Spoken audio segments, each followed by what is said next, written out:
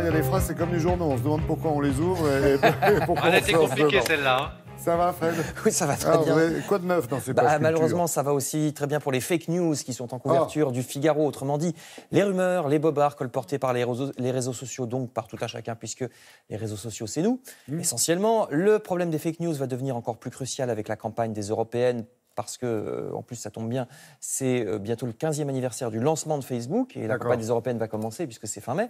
Les juges sont inquiets, nous dit le Figaro, parce que la justice pourrait se retrouver avec un raz-de-marée de plaintes du fait de la nouvelle loi contre les fake news qui prévoit que dans les 3 mois précédant les élections, les réseaux sociaux sont tenus de supprimer les bobards de manière de plus en plus stricte, encore plus stricte qu'en dehors des campagnes électorales. N'oublions pas que sur les réseaux sociaux, les fausses nouvelles sont davantage partagées que les vraies, un peu parce que c'est la nature humaine et un peu aussi parce que les logiciels privilégie les infos spectaculaires et tape à l'œil. Oui, c'est sensationnel. Plus que les infos fiables.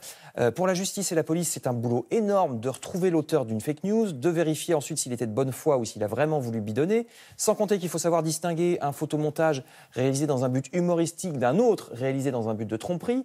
Alors le Figaro se veut quand même rassurant. Il estime que dans les démocraties, ce ne sont pas les fake news qui font les élections, contrairement à ce qu'on pourrait croire, d'autant que ça se fait par écrit, les fake news. Donc, on verra l'autopsie. c'est-à-dire que contrairement aux pia-pia d'autrefois, qui étaient oraux, là, comme c'est écrit, les journaux peuvent plus facilement se saisir des rumeurs idiotes et expliquer pourquoi elles sont fausses. C'est plus facile quand c'est écrit. Il faudrait encore lire les journaux.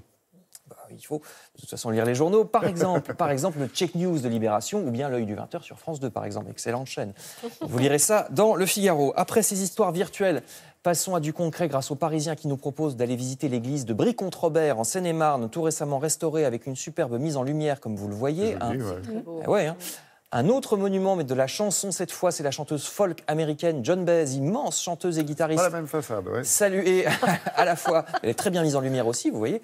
Saluée à la fois par la Croix à l'Humanité, journaux qui vous proposent de regarder ce soir l'émission consacrée à Joan Baez avec d'abord un documentaire sur Arte à 22h30, suivi d'un concert à 23h55 sur la même chaîne. Toujours des femmes, mais du côté des arts picturaux, le Figaro consacre un dossier aux femmes peintres qui ne furent pas si peu nombreuses. Contrairement à ce qu'on a tendance à croire, le journal écrit qu'elles sont plutôt moins connues parce que l'histoire officielle est écrite par des hommes, donc forcément. Voyez ici des tableaux d'Élisabeth Vigée-Lebrun à gauche, peintre officielle de Marie-Antoinette, ou de Marguerite Gérard à droite à la même époque. Grand article du Figaro sur cette question donc, de la place des femmes dans la peinture classique. Enfin, je termine toujours avec des tableaux, mais on quitte le classicisme puisque le supplément week-end du journal La Croix nous montre des œuvres du jeune artiste portugais Arthur Bordalo, dont je n'aurais sûrement pas deviné s'il n'y avait pas le titre de l'article, que ces tableaux sont réalisés avec des déchets en plastique. Et oui.